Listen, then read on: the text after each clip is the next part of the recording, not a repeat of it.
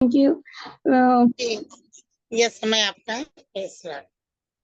Praise Lord. Pastor Ganga साहब ने बहुत अच्छे से एक्सप्लेन किया है, ज्यादा कुछ बोलने को नहीं, बहुत अच्छे से वचनों के द्वारा और अपने एक एक पॉइंट्स को बहुत अच्छे से एक्सप्लेन किया है। मैंने ज्यादा कुछ बोलने को नहीं, मेरे पास 2-3 पॉइंट्स है जो जब मैं अध्ययन कर रही थी, थोड़ा बहुत जो मैंने प्रभु की दया से फाइंड किया, वो मैं थोड़ा शेयर करना चाहती हूँ बस। और जैसे पृष्ठभूमि बोला, पृष्ठभूमि इस दृष्टांत की पृष्ठभूमि के समय ये प्रभु अपने जहां भी जाते थे भीड़ इकट्ठी होती थी, तो उन्होंने ये दृष्टांत के द्वारा लोगों को जिनमें जिनकी आत्मिक आंखें खुली नहीं थी, वो उन्होंने उस समय दृष्टांत के द्वारा लोगों को समझाया ताकि वो समझ सके जो वो प्रभु कहना चाहते हैं। तो ये जो जिस जगह ये जा रहे थे वो गन्नेसरत की भूमि थी, गन्नेसरत की भूमि, वहां के समुद्र, सी ऑफ गलीली के जो समुद्र है, वहां पर उन्होंने ये दृष्टांत वहां पे उन्होंने कहा था लोगों को। तो वो जा रहे थे, तो तो उन्होंने वहां पे झील में उन्हें 2 नाव दिखे जो शमोन का नाव के नाव थे।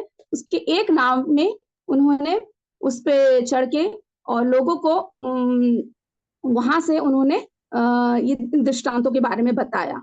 तो वो एक है, एक जो पृष्ठभूमि है वो, और बाकी सब ने बहुत अच्छे से एक्सप्लेन किया है वैसे। और दृष्टांत का उद्देश्य दूसरे पार्ट में, दृष्टांत को उद्देश्य में जो बोलते हैं जंगली बीज जो होता है, जंगली बीज से इसमें इस प्रकार से बताया गया है कि इसमें यूनानी शब्द वो किस चीज से लिया गया। यूनानी शब्द जिराजियोन बोल के एक शब्द है, यूनानी शब्द, उससे ये जंगली बीज का निकाला गया है। एक ऐसा पौधा होता है जो ये जब गेहूं के बीज डाला जाता है, उसके इसमें वो एक जंगली बीज की तरफ उसमें पनपता है। तो वो क्या होता है कि वो देखने में गेहूं और ये जो जंगली बीज है बड़ा समान दिखते हैं, एकदम समान दिखते हैं, लेकिन थोड़ा सा बस फर्क होता है। उसमें क्या होता है कि इस जंगली बीज के जो उसमें लंबी लंबी बालें होती हैं, और उसका जड़, जैसे सिस्टर ने कहा, बहुत ही पक्का होता है, स्ट्रांग होता है, जिसकी वजह से अगर समय से पहले उसे हटा दिया जाए या कटने की से पहले हटा दिया जाए तो वो अच्छे बीज को भी खराब कर सकती है।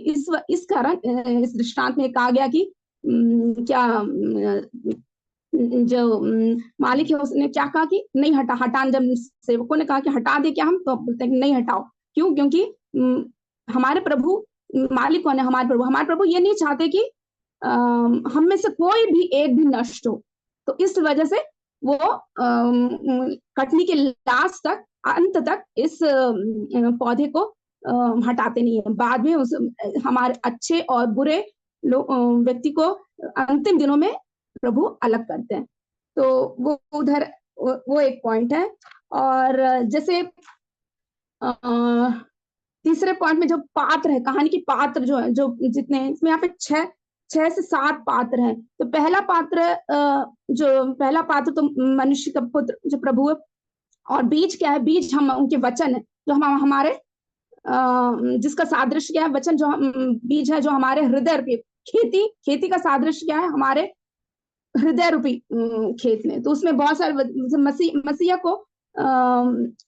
को सन ऑफ मैन, मतलब प्रभु का, मनुष्य का पुत्र क्यों कहा गया था? मनुष्य का पुत्र, उसके लिए बहुत सारे वचन है। दानियल का 7 का 13, मत्ती का 9 का 6, 11 का मत्ती का 11 का 19, और 12 का 8, 16 का 13 और 17 का 22। तो उधर जो मालिक है वो कौन है? पिता। और पुत्र कौन है? मनुष्य का पुत्र प्रभु।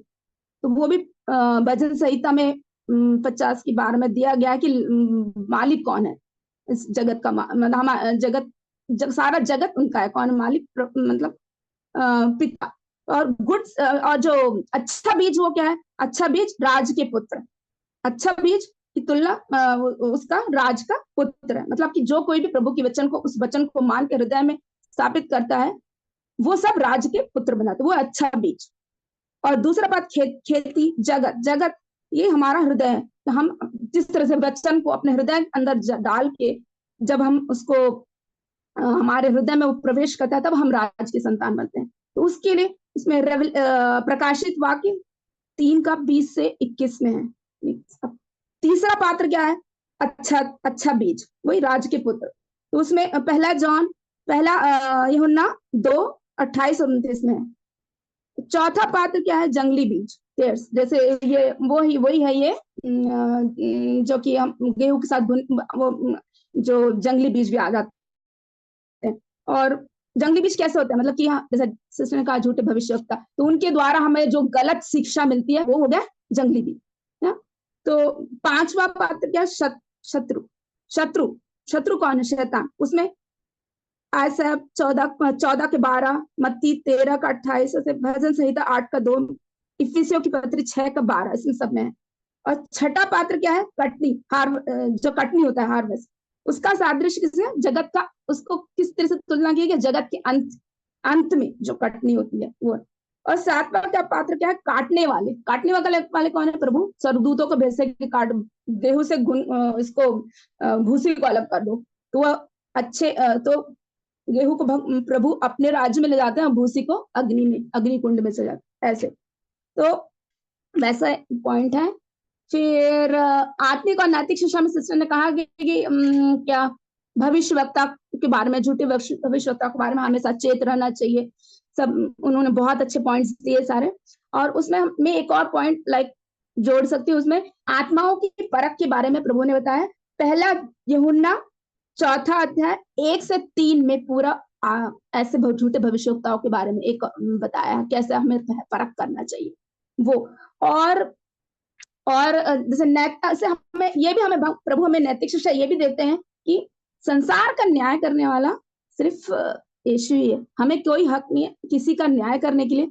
हाँ, प्रभु अच्छे और बुरे दोनों को इकट्ठे, वो क्योंकि किसी के साथ पक्षपात नहीं करना चाहते, इकट्ठे हम रहते हैं एक ही जगत में, लेकिन उनका न्याय प्रभु ही करता है अंत तक। हमें किसी का न्याय करने का हक प्रभु ने नहीं दिया। तो ये हमें मत्ती 7 अध्याय में पूरा बताया कि आप न्याय करो मत करो, क्योंकि ऐसा ना हो कि आपका न्याय सिर्फ प्रभु ही कर सकता है। तो वो बताया। और एक और पॉइंट है कि प्रभु ने हमें उनका शिक्षा में ये भी बताया कि प्रभु हमें क्या उनके साथ मिलकर इस स्वर्ग राज्य को स्थापित करने के लिए उनके साथ मिलकर एक पार्टनर बनके प्रभु ने आगे बढ़ने के लिए कहा है। वो हमें मत्ती के 28 में 18 से 20 जो है, जो हमारा ग्रेट कमीशन, अंतिम जो प्रभु ने आज्ञा दी, अंतिम आज्ञा, उसमें हम उनके साथ मिलके स्वर्ग राज्य के को बढ़ाने का हम काम कर सकते हैं। तो तब कैसे हो सकता है? हम इन वचनों को, प्रभु के वचनों को सही तरीके से समझ के उनके सही राज के पुत्र बन के हम ये काम आगे बढ़ा सकते हैं। ये है। और कुछ ऐसे पॉइंट है। और जैसे हमारा अपना प्रकाशन के साथ देखा जाता है कि हम कभी किसी को, प्रभु ने कहा है कि हम खुद को श्रेष्ठ या बाकियों को तुच्छ कभी ना जाने। तो उसके लिए क्या, मत्ती का 7 अध्याय 1 से 5 और 18 में 1 से 5। तो अंतिम न्याय के दिन प्रभु गेहूं और भूसी को अलग करते अपने स्वर्गदूतों के द्वारा पहुंचाते। उस दिन प्रभु के जो पुत्र हैं वो प्रभु के राज में जाते हैं। और इस तरीके से प्रभु ये निश्चित करते हैं कि कोई भी दुष्ट दुष्ट और प्रभु के राज में प्रवेश ना कर सकते। तो उसके लिए और रेफरेंस 2-3 हैं। 2 थिस्सलुनीकियों पहला अध्याय 5 से 10 और 1 पत्रस चौथा अध्याय 1 से 6 और प्रकाशित वाक्य 14:9 से 12। तो हम राज्य के पुत्र को कैसे पहचान सकते हैं, उसमें के भी वचन मैंने दिए।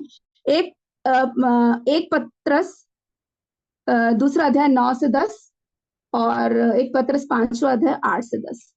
तो ऐसे थोड़े बार फाइंड के थोड़ा प्रयास किया मैंने। ऐसे सिस्टर ने तो बहुत अच्छे से सब एक्सप्लेन किया। So praise the Lord. Thank you. Thank you sister.